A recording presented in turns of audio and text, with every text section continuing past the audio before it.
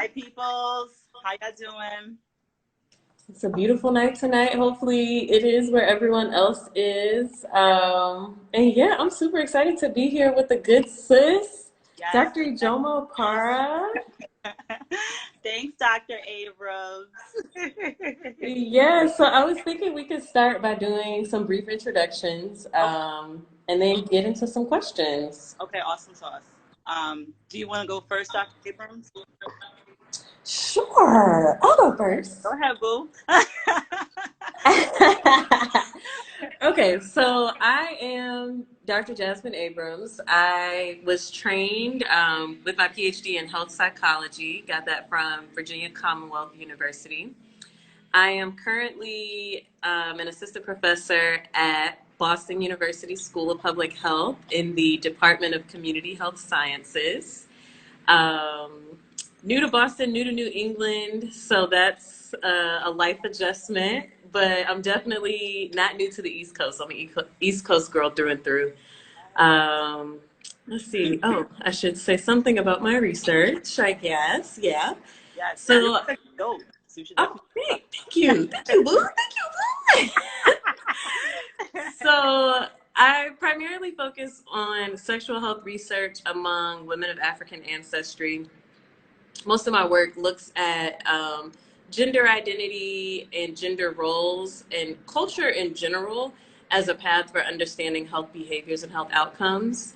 And most of my work again has been focused on sexual health with a primary emphasis on HIV prevention, both domestically and globally. So I've done research in South Africa, Brazil, and I have ongoing projects in Haiti and the Dominican Republic. Awesome, awesome. Isn't Dr. Abrams great? Oh my God. Oh my God, stop, girl, Oh, stop. I'm probably your biggest fan. So I'll talk a little bit about myself. Hi everyone, my name is Dr. Ijeoma Opara. I'm actually very new to academia, even though it doesn't seem like it. But I just got my PhD last year. I got my PhD in Family Science and Human Development at Montclair State in New Jersey. Before then, I have a master's in social work from NYU, another master's in public health and epidemiology. I know I'm just Come on, degrees. Come on, Degreta. praise for days. But I will talk a little bit about that later about how I even came about that, because it all kind of came out by accident, but it worked out. It worked out perfectly. So all my degrees and my disciplines all kind of shape my research, which focuses on looking at protective factors and strength-based approaches to substance use and HIV prevention for adolescents of color.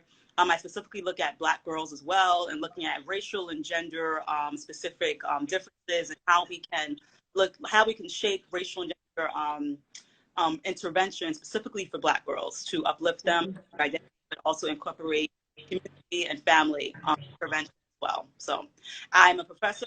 Also, I'm an assistant professor at University in New York. Shout out Stony Brook. Yes. Shout out Stony Brook. Well, so I've actually just started my second year on the tenure track at Stony Brook, and I just launched my new research lab called the Sash Lab, which is the Substance Abuse and Sexual Health Research Lab. Yes. Is it SASH or SUSH? The acronym. I SASH. didn't think that people would actually pronounce it as Sash. Okay, it's Sash. Okay. Well, SASH. I guess it's Sash. Yeah, it's Sash. It's whatever I say it is. It's whatever you say it is. We'll do whatever you want, okay? And then also, I thought that it would be good for us to just talk a little bit about how we met too. Yes. So, before we go to questions. So me and Dr. Abrams are both visiting faculty of health, and there's a School of Public Health. There's a program, a fantastic program, for junior scientists who are HIV prevention or HIV treatment researchers, and it's funded by the NIH Health. Every year, the program selects a very small cohort from around the country, like of junior scientists, particularly junior scientists of color, who are doing this work. So I got in last year, and I believe Dr. Abrams, you were there like a couple of years ago, right? Like you're like the two cohorts behind me, like that. Yeah, I think I joined the program in 2016. The audio's breaking up. Can you hear me? Can you hear me, Dr. Abrams? I hear you now. There was a little bit of choppiness, but right now it feels sounds good. Sounds good. Oh, because I don't know what I would have done. But thank you, Pete, for filling out. So anyway, so I remember, the program houses us in New Haven, Connecticut, in a hotel for about 4 weeks or so, and there was an opportunity for us to meet alumni of the program. So that time at Dr. Abrams, she came out with a whole bunch of other people from her cohort and cohort before then, and I remember looking at her, it was like, yo, she is beautiful. Not only is she beautiful, she is NIH funded. She got grants. She got publications. And I want to emphasize that because before this program, before Reads, the name program is called Reads. Before Reads, I've never really been in spaces with accomplished tenure track or tenured Black. Never. I haven't been, and I think most of us haven't until we got into the program. So when I remember being in that room with you and everybody else coming in, I was just like, what? It was just like shocking to me to be in a space where all Black, all excellent, we got tenure professors, NIH funded, CDC funded, SAMHSA funded, everybody just getting grants, publications. It was just shocking to me. And this was right after I graduated, going into my first year. So just seeing you guys was just kind of pushed me to just just go into my first year and just be, so I don't think I ever told you. I wanted you to know that I was like, damn, yo, she hot. Like, she's cute. I want to be her friend. She's cute. I was thinking the same thing when I saw you. It's like, I want to be her friend. So I'm glad it all worked out in the end. But yeah, the Reads program is definitely a life-changing program. And again, it's through the Center for Interdisciplinary Research on AIDS at the Yale School of Public Health. And I just want to say, you talked about doing the program right after you finish your training and like really being able to hit the ground running on the tenure track. Y'all, Ijeoma just landed $1 million like opportunity, like OMG, with details to come. But let me just say, details to come. But yeah, it's something that and I think we have to have another IG live just about that because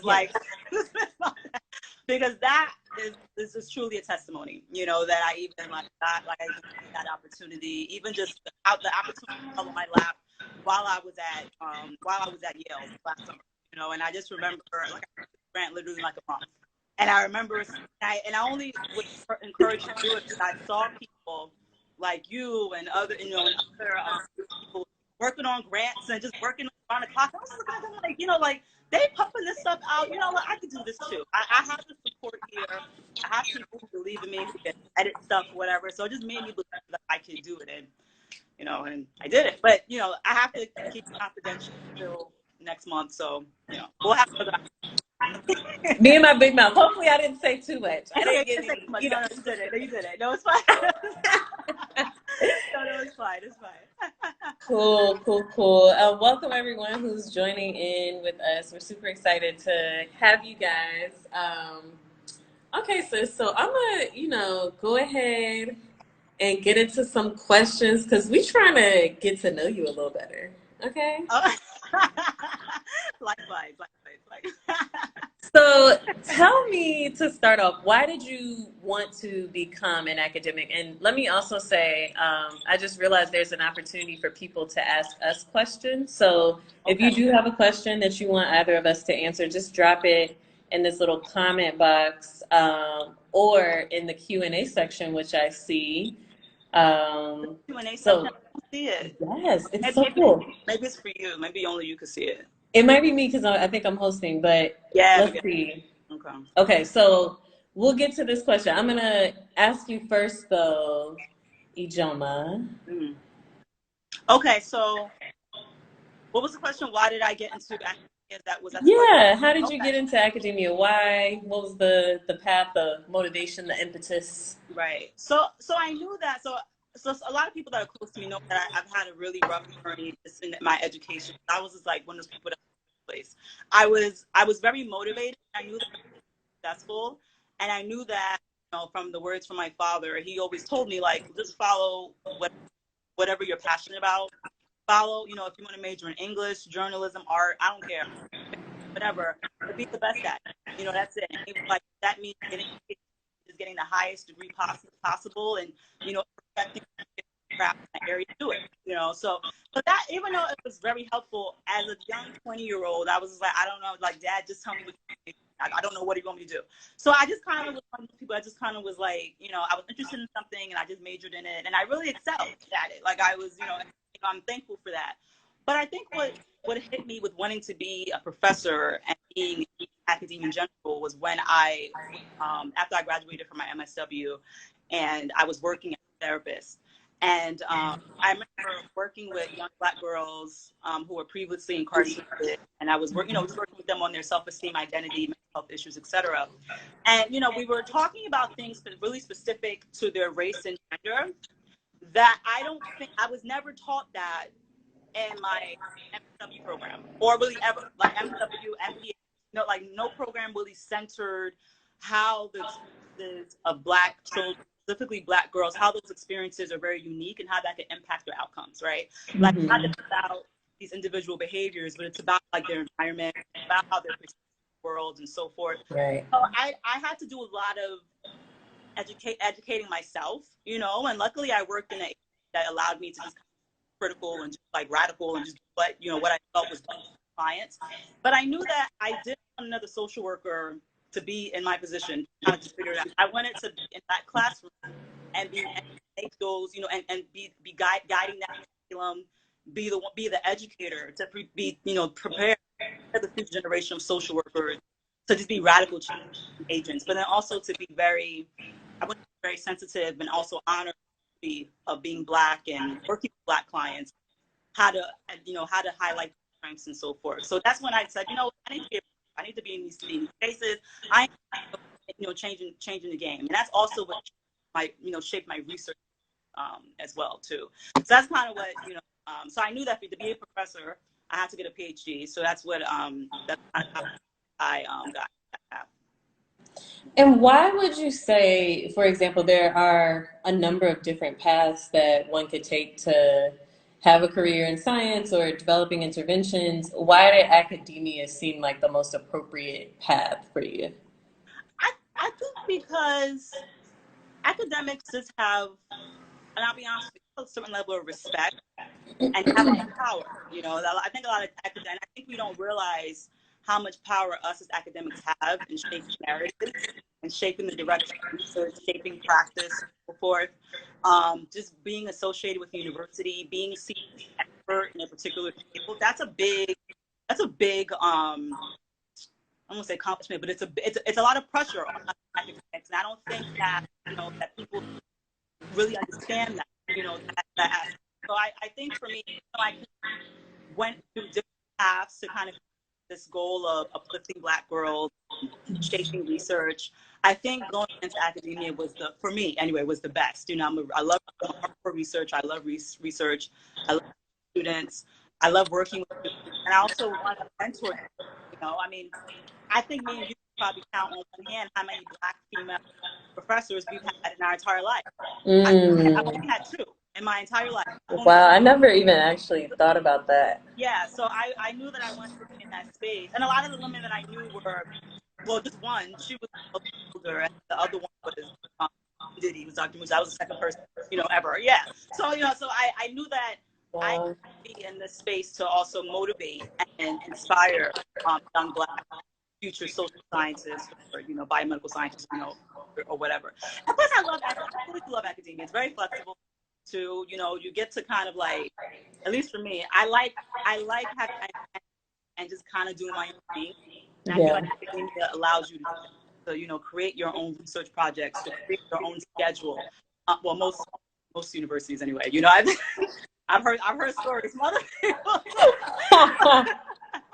But anyway, yeah. So I think for me, that's academia is. I think this is the field I was meant to be at. Whether I'm going to be here in 10 years, I don't know. But I think right now, I think I'm in a perfect field for me.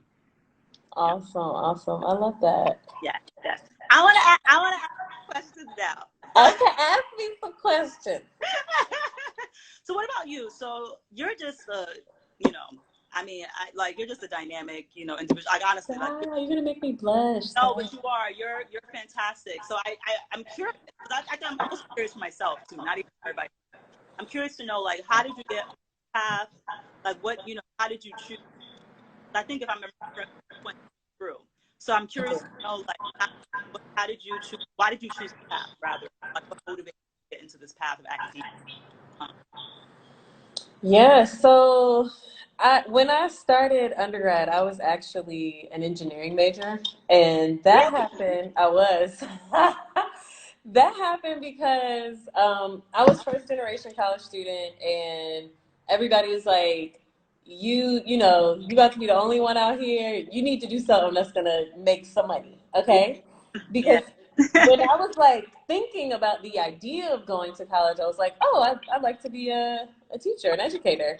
Right. And people are like, teachers don't make money. You need to be doctor, lawyer, engineer, one of those three. Yeah. Um, Well, are you and Nigerian? That's such a Nigerian thing. This was you ain't half Nigerian.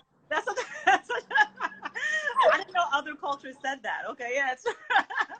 yeah, that's what my family and my Wow. sort of fictive king group. That's what they were on. Mm-hmm. And I was like, okay, I guess I'll do engineering because engineering had the most scholarships Yeah. also. So Mm. I started out engineering, and I remember the first semester I was a manufacturing engineer. We went to like a manufacturing plant to see a day in the life of an engineer. Mm-hmm. And I was like, I could not do this every day. I could not wake up and do this every day. Like I literally felt my soul sinking inside. No shade to the engineers. My best friend is an engineer, but for me, I knew I wanted to Your be path. connected to people, Right. solving personal problems. I did at that point have an interest in health, but with the college classes that I took along the way, to graduation, that interest really started to flourish and develop a little more. So after that field trip, I went and changed my major. Wow. They were like, Was that in your no, first? no, don't do it. Was that in your freshman year or like where were That you? was my freshman year. Yep. Okay. At least it was My early. freshman year, the department chair was asking me, like, please don't do it. Like, just reconsider, try to stick it out, blah, blah, blah. And I was like, no, I want to do something else. So I decided to do psychology. All my engineering friends made hella fun of me. Like, they were like, oh, you're signing up to do underwater basket weaving as a major? Underwater what? Is that Basket weaving, what? Is that like which the is like nothing. Like nothing. And so I'm like, okay, funny, haha.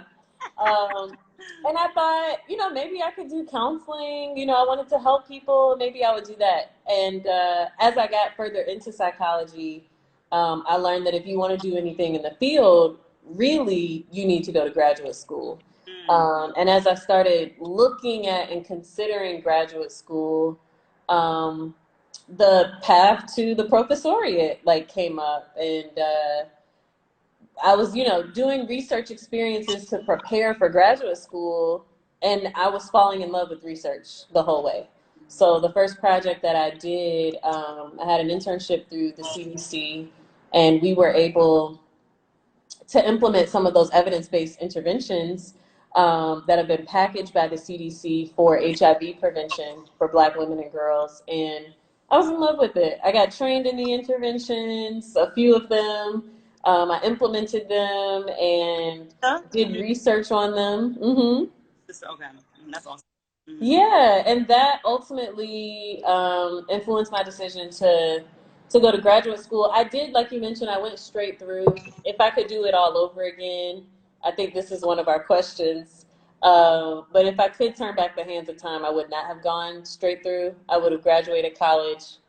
I would have still applied to graduate school at that time. But once I got accepted, I would have asked for a deferment so Yeah. I could go travel, see, Uh, do whatever. And then I also went, so undergrad straight into a PhD program, right after the PhD onto the tenure track. yeah. I Oh see yeah. a few people in there like same, yes. Like, Great. oh, I wish I had taken a break even after the PhD program when I got that offer. for the tenure track position, once you get a job offer, you have a lot of power in what you're able to negotiate. Like once you actually get that first offer. So Absolutely. I wish I had told them like, I need a semester off. I need a year. I need something to recover from the experience that is a PhD before drilling myself into a tenure track position. Right. But I wonder if that has a lot to do with just us just being first. I mean, I'm not a first generation college student. I guess because I'm first generation PhD. I don't know. Nobody in my family has a PhD. I guess I'm first generation. But I think what happens is because we're not only as Black, also in situations where we're like the people, right? Like people, we have people to care for. We're on our own. I know for me, I don't have mommy and daddy to be like, all right, I'm just gonna stay and just hang out in your house until I feel like getting a job, right? A lot of people that have that take advantage of that, but I didn't have that. So like you, I got my PhD. I took 0 breaks. Like my break was probably that year. That was my break. And but I didn't have an option. I couldn't just not work. I had to make, I needed money, right, to survive. So I'm wondering if that for you, Right. if that is also another reason why you have to just keep going and you can't stop. Yeah, that's a really great point. I didn't even consider that. So I am the oldest girl in in my family, and when I was in graduate school, I did have an older brother, but he passed during graduate school. And I think, Hear that. yeah, thank I don't you. think I heard that. I'm so sorry. Yeah, we haven't. I don't think we've shared about it, but I think even when you have older brothers, when you're the oldest girl, if there's any oldest girls in the live, let me know because you feel my struggle. But I think when you're the oldest girl, even if you have older brothers, there's a certain degree of responsibility that you have to your family that I don't feel like is expected of other siblings. And I don't know if this is cultural or not, but that's how it was in my family. So when I was in grad school, I was using my student loan money to help my mom pay rent, to put my sisters through extracurricular activities. So you're right. I didn't think about the impact of my family's financial situation, my own financial situation, and how that influenced my decision to just go all the way straight through. Because I'm not exactly sure. Traveling would have been nice after undergrad, but I don't know exactly where all that travel money would have come from. That's what I'm saying. You know what I'm saying? You're not gonna say that because I'm like Jasmine. You still travel. So don't tell me. I am, thank God. You're still traveling. She's like my travel. I want to be like her when I grow up. When I'm ready to like travel like how she does. I'm gonna. So I think too, like, because I was kind of like where I went straight through, but not really. I like stopped and worked. I was always like working at school. It was always something. I think I don't regret like taking breaks. I don't have any. So like I would have been traveling on a budget. I probably would have really enjoyed. My time. I feel like now that we're settled, we could enjoy it a little bit more. A little bit. Yeah. Well, actually, way more. Way more, a little bit more money. Yeah. I think we can enjoy it, but I think that, and that's probably something we'll talk about too, is to work constantly, right, and not take breaks and not do any stuff. And I also not empathize. I also share the oldest girl. I'm the oldest girl, so my situation is different. My older brother is autistic, so I'm after our parents passed away, and he's nonverbal. So I have younger siblings, way younger siblings. They're like 20 younger than me. So I have this responsibility where everyone's kind of looking at me, and and I kind of have to be that take care. I have to take care of my stuff. So so you just kind of have to go straight through. So I think when people, and I think it's important to share that, because I think when people see people like us or people rather who are just killing it. I mean, I'm successful too. But people like you who are killing it, who are successful, we've gotten our PhD, we're publishing, doing that. They don't see what it takes to even get to where we are. Like, it's not easy. There are lots of scientists, there's lots of crying. There's lots of like, why am I doing this to myself? There's lots of like, physical ill sickness. There's a lot that goes don't let the makeup fool you. You know, like we go through a lot. You know, and I don't think that. And I hear people when they see me, they say, "Oh, I want to do what you're doing," and that's great. I want more Black people and more women too to be in these positions.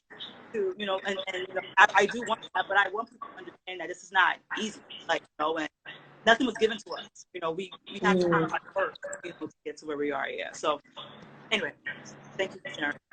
No, thank you. Yeah. Yeah, So, those are powerful experiences. yeah. I appreciate you just sharing some of the context of like a lot of times I think when we are in spaces talking about our careers, the personal life doesn't get mentioned, but I believe it was Audre Lorde that talks about the issue of trying to pluck out one aspect of ourselves and present that as the meaningful whole, when that's not the case, when all of these different aspects of our lives shape how our career paths turn out, what our research interests are, how we ask research questions, the methods even that we use to collect data and how we disseminate our science. So I appreciate you really just expanding on how context is so influential to our work. It's so influential to our choices, type of choices we make too. Yeah, so I have another question. Before you go, I want to get to, somebody dropped some questions in the chat. Questions? All right. Yeah, everything science. So the first question I see is, did you have to do postdocs before tenure? So I can answer that question. No, postdocs are not required for you to get a tenure track position.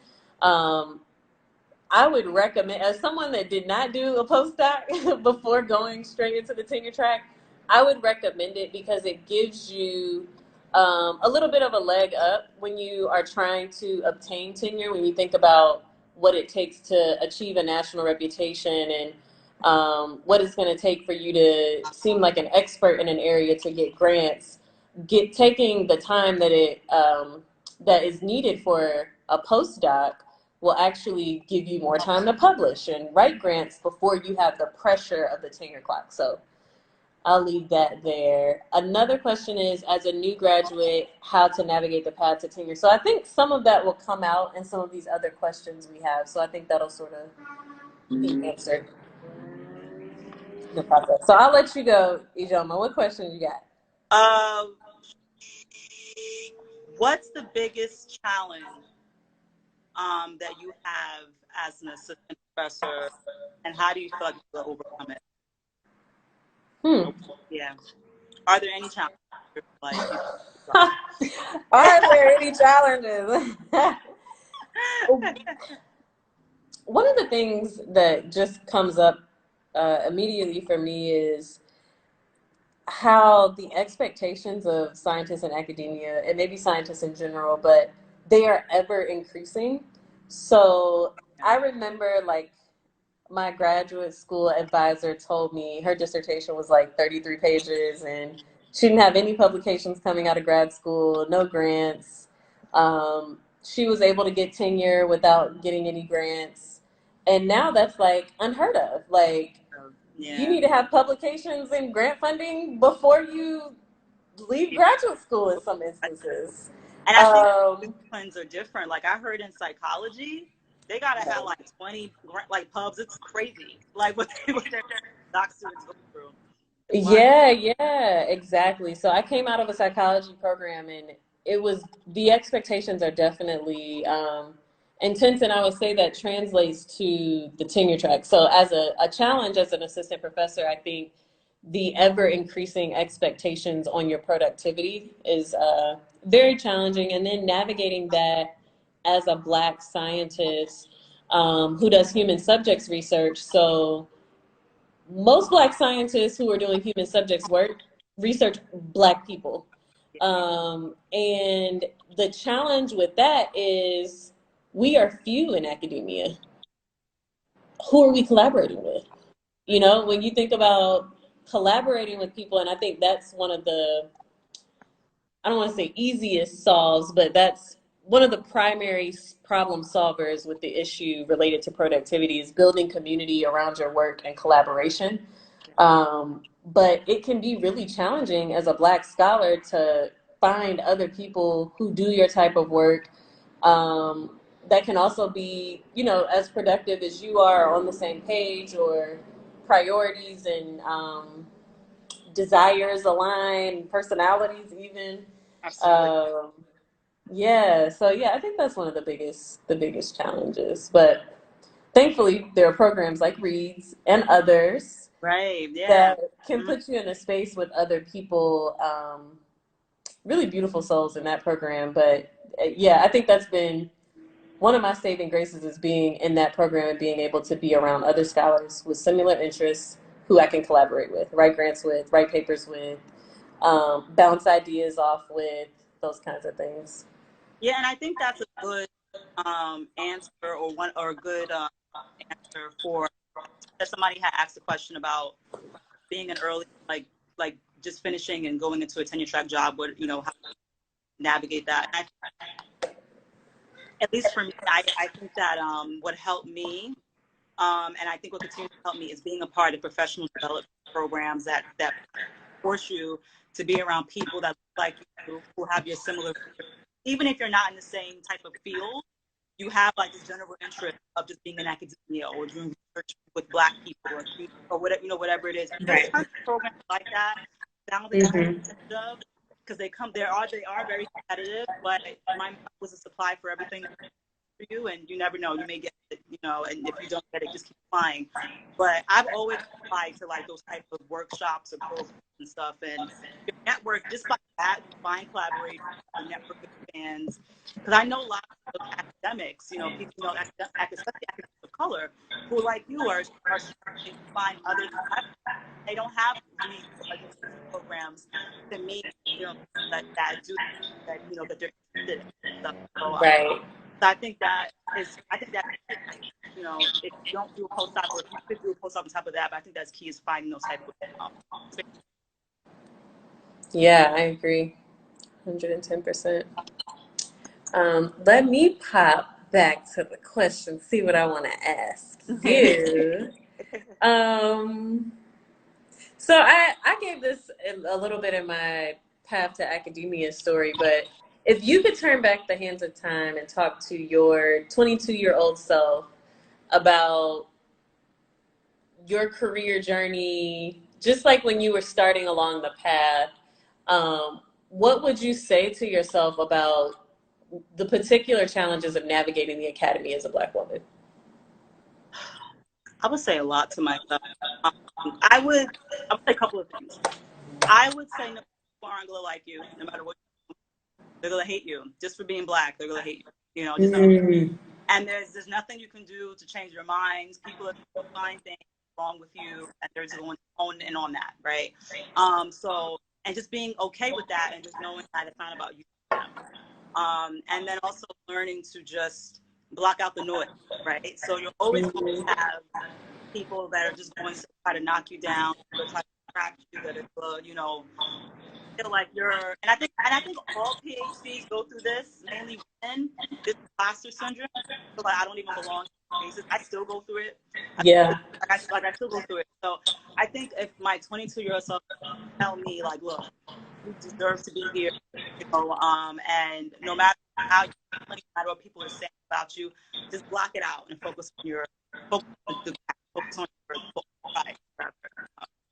Yeah. I think that I struggled starting out as a doctor. I struggled figuring out, I'm a nice person. Why don't people like me? I was trying to figure that out. I was like, why doesn't anyone like me? Or why do people from a certain race, why don't they like me? And I have to kind of say, it's not me. I'm wrong. I'm not gonna smile. I'm not gonna be a part of happy hour, which I don't want to do. I'm not gonna do that. I have to deal with all of this greatness. It's okay. And I had to just move forward from that. So I wish I would have seen that, and that was going to be a journey that that I was going to deal with, and just not let it affect my health. Yeah, I see one person in the comment, the researcher, hey boo, is saying there's an echo on your sound, which I can hear a little. I don't know what to do about that. Like, what do I do? It might be sometimes if your phone is sitting on something, it can be like creating an echo. Let me Like move. the mic is. Does that help? Oh yeah, that sounds better to me. That helps? Does that help, guys? Okay. Let me move my phone up. Okay. Does that help? Yeah, I think so. Okay. No, that's not good. Okay.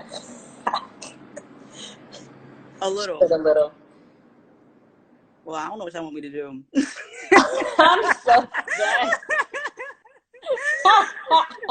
I'm such a mess. Should I like leave and come back, you think? Or But no. does that help?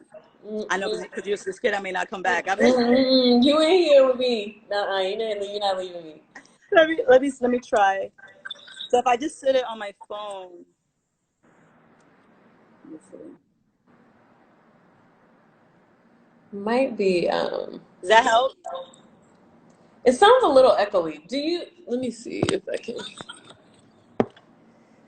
Yeah, you may have to, is your phone sitting on something? No, I'm holding it now. Should I put my earpiece in, you think? The earpiece might help, but holding it sounds better to me. It does? Okay. Mm-hmm. I'll just hold it. It's fine. Okay. Mm-hmm. Cool. Yeah. Yeah, thank you for sharing that. Do you think from those experiences, like it sounded like a lot of what you were describing was this sort of experiences of exclusion? Yeah.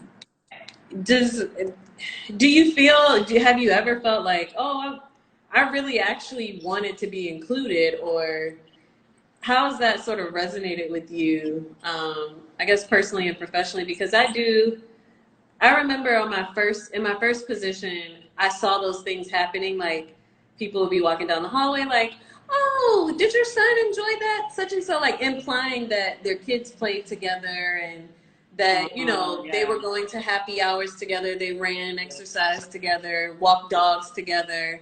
Yeah.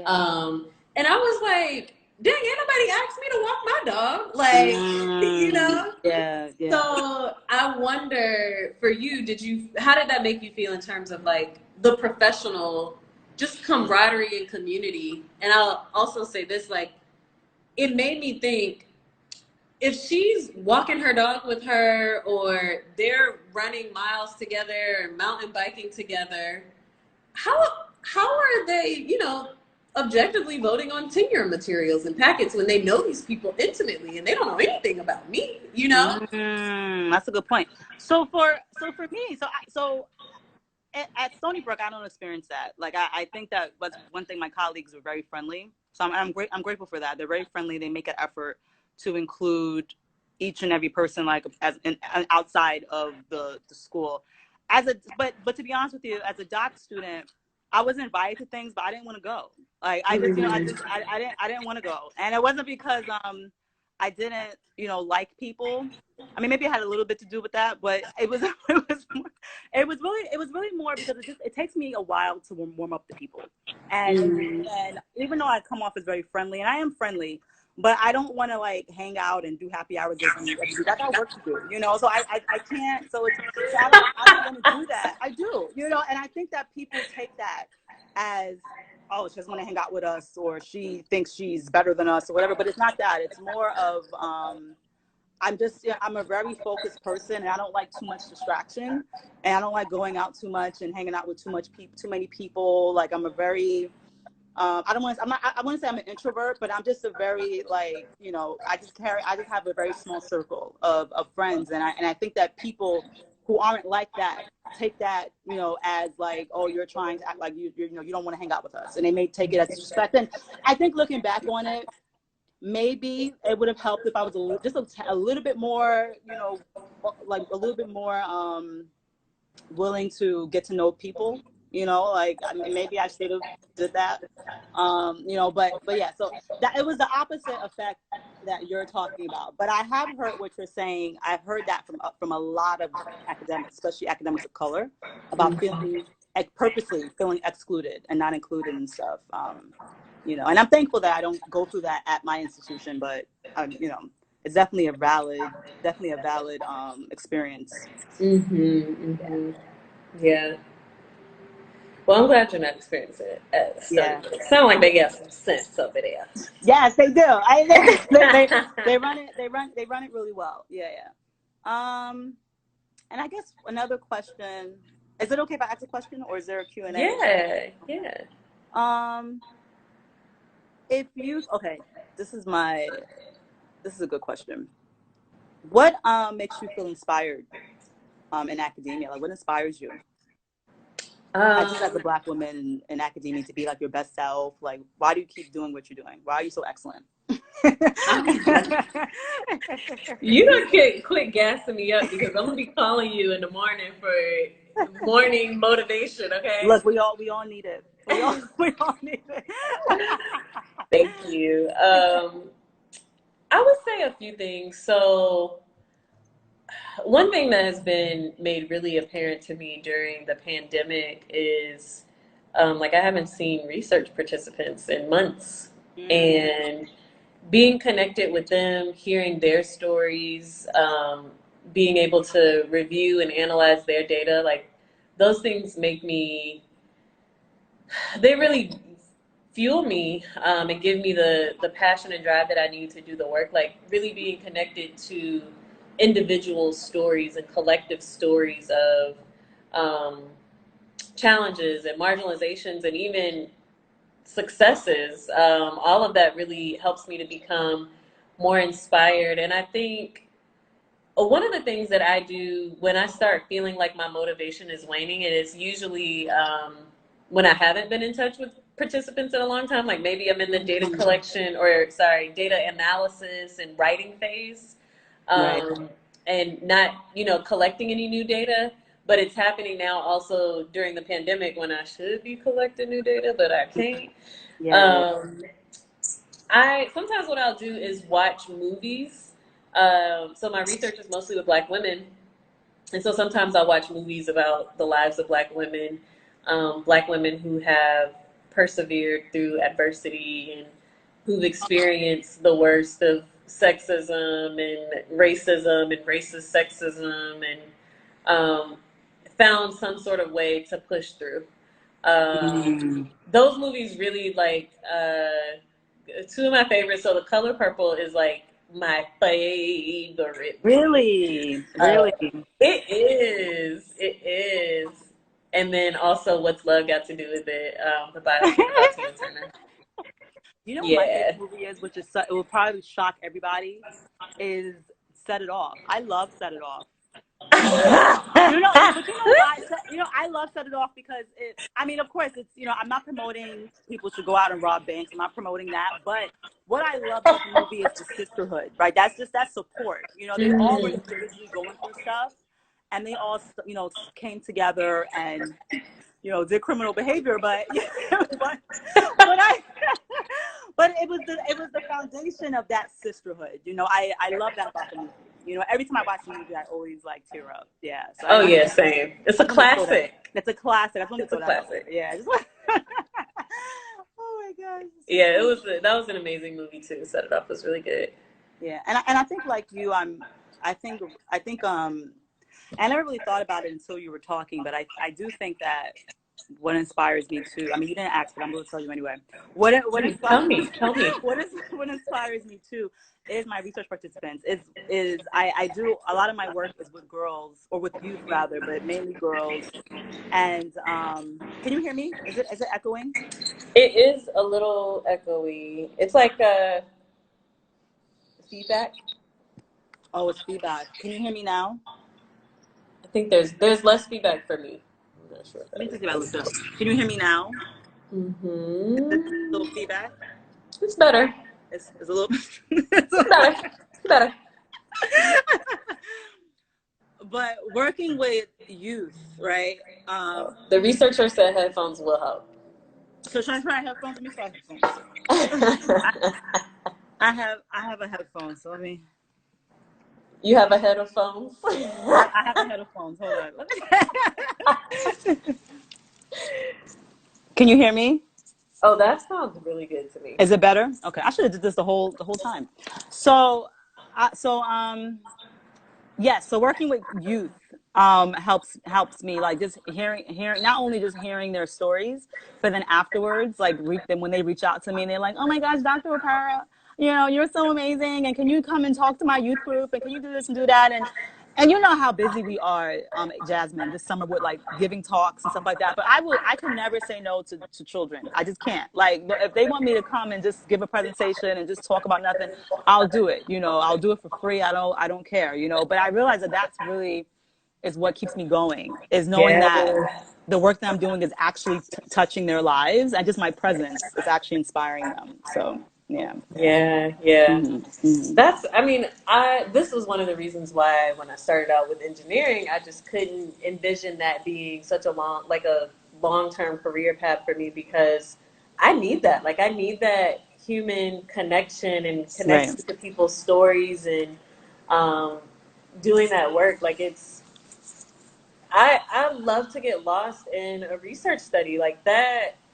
It's a really amazing experience, like really Yeah. trying to understand the world from someone else's lens.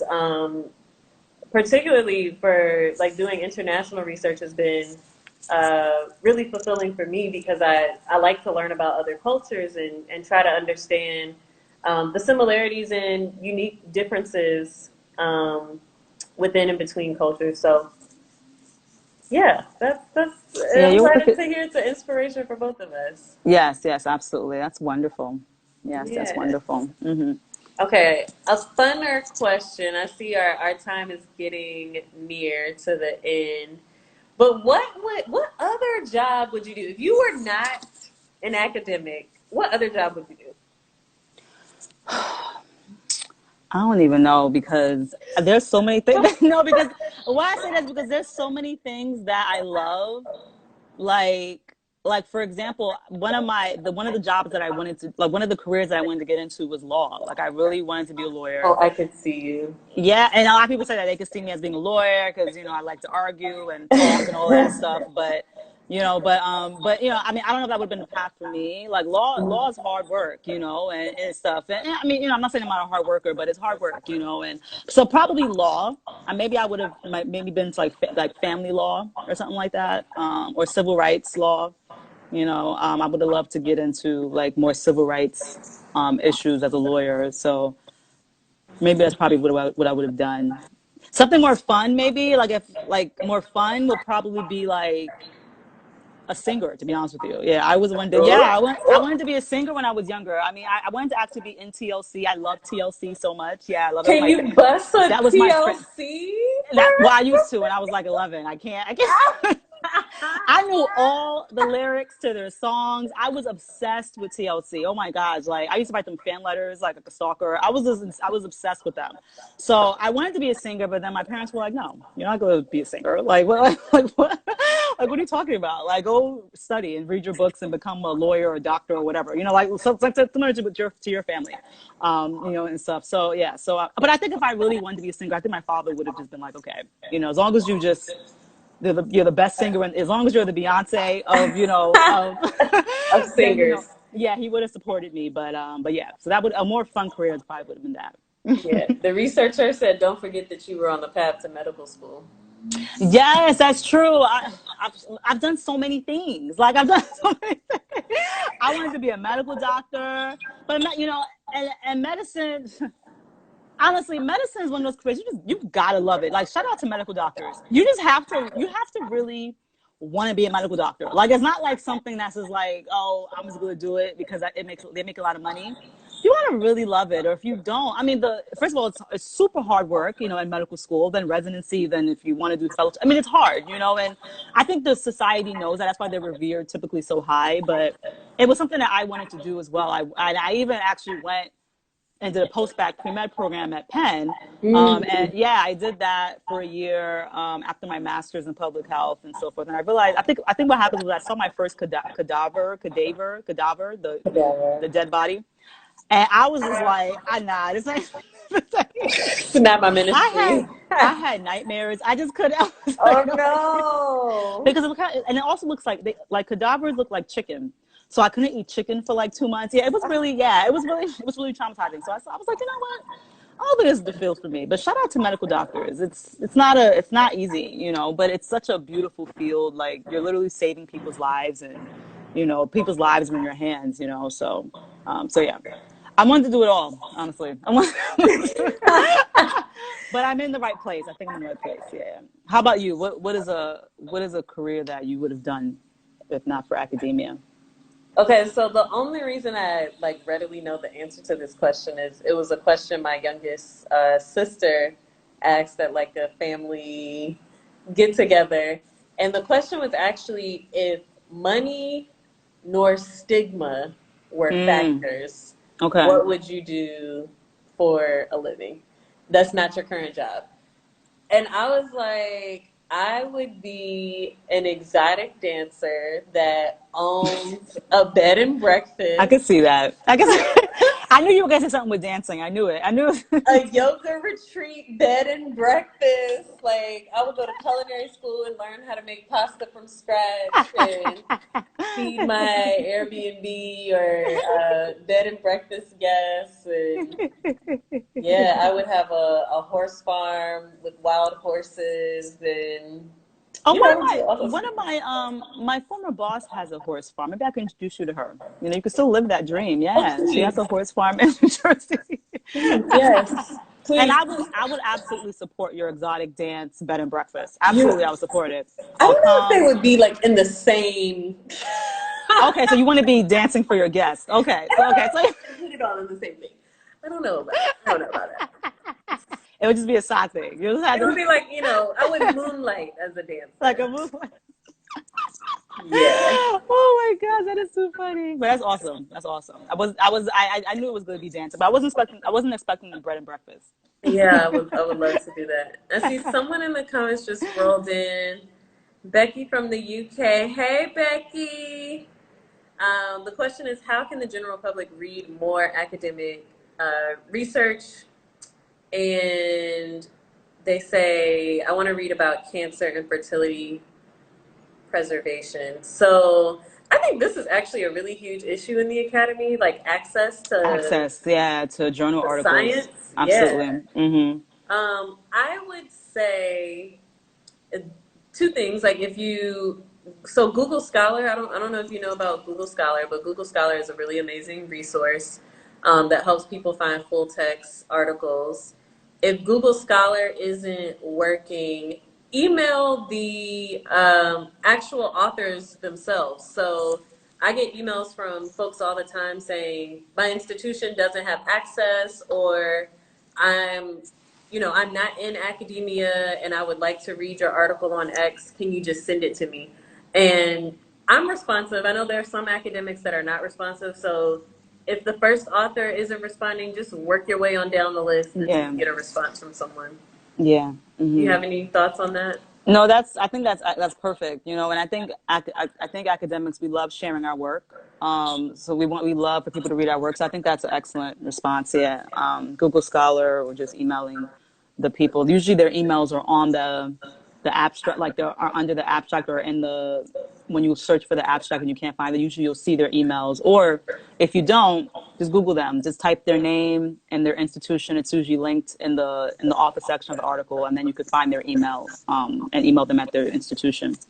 Yeah, that's a good suggestion So I too. think that's such a big topic. Like we need to have more. Like the general public needs to have more access because we're the only ones reading these articles. So it's only other scientists. I mean, this is like Right. So it's and I think that's one of the big pieces about us, about me and you and other community-based researchers, is that we do the work, we publish, and we are publishing for the scientific community, but we also want to see how our work translates into practice in real life. Like actually like talking to people, like real people, like who it's who we're actually writing about and actually seeing how we can create interventions or programs specifically for that group and disseminating our work to the general public. So I think that is huge. Yeah, I agree. Okay, so we have like 4 minutes left.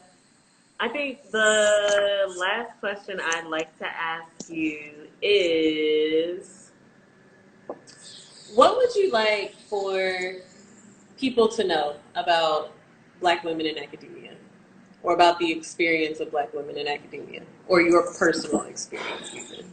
I just think Black women are just awesome. You know, I want people to know that. Like, I want people to, if they don't know it already, we're awesome everywhere. Not even just academia, we're just amazing beings. But I think there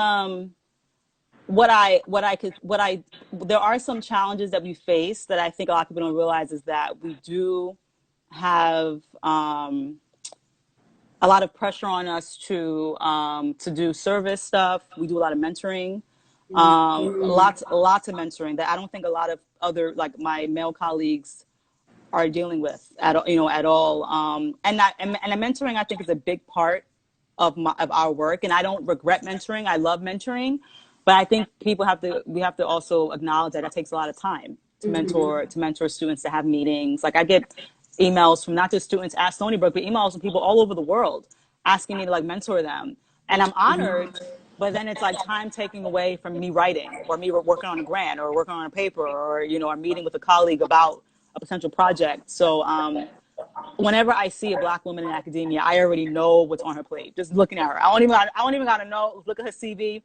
I already know sis is dealing with students that are in her office all day, trying to publish work that people don't want to fund, and dealing with sexism in the workplace, dealing with racism from her colleagues, and I already know.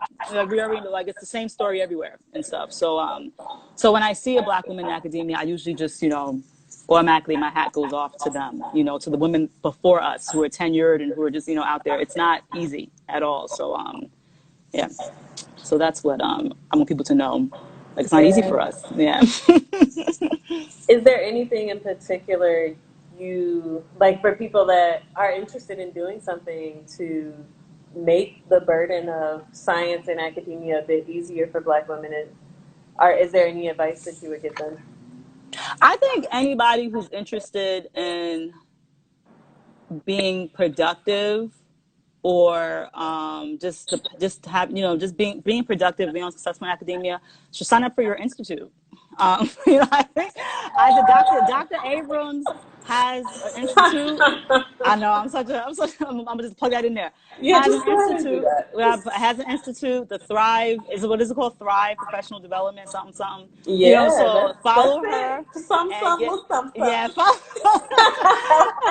I'm going to be a part of it, the first cohort, and I'm really excited about it. But I think that, just hearing about just how you can be productive and how you can use your time wisely to publish, to get grants, to continue to mentor students and teach them and all that stuff on the track to tenure, or, whatever it is you're trying to achieve. I think, that would be what I would want people to know, is to join your institute. I love you so much. So thanks for that. I got your back. And thanks for the love from the chat too. We appreciate that.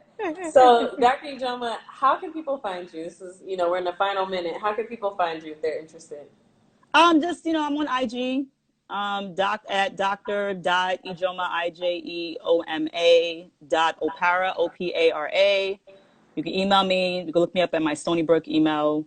Just Google me and stuff. Yeah, I'm very accessible. Too accessible, actually. So I need to work on that. But I'm always willing to chat, So how can people find you, Dr. Abrams? Awesome. Yeah, thank you. So you can definitely find me here on Instagram at Dr. Jasmine, spelled like the flower, Abrams. And you can also, if you Google me, you'll come across my website or my BU profile. You can feel free to shoot me an email. I'm also very responsive to emails and those kinds of things. And yeah, if you're interested, I will mention, if you're interested in the opportunity that Ijeoma was mentioning that she'll be participating in. Yes, I can't wait. Definitely shoot me a message or let me know. But this has been amazing. It's been a pleasure interviewing you, learning more about you. It's a pleasure interviewing too. I really thought we was going to be done in like 30 minutes. Like, I was like, I'm only giving you 30 minutes, Jasmine, but yeah, Is that Brazil in the chat? Is Doug dropping a Brazil flag? I'm looking in the chat right now. Oh, okay. Like, boa noite. That's a pretty. I got like 3 Portuguese words. Oh, awesome. But Yeah. yes, it was lovely. It was lovely chatting with you too, and I got to know a little bit more about you. Yeah, so that's awesome. Likewise. That's awesome.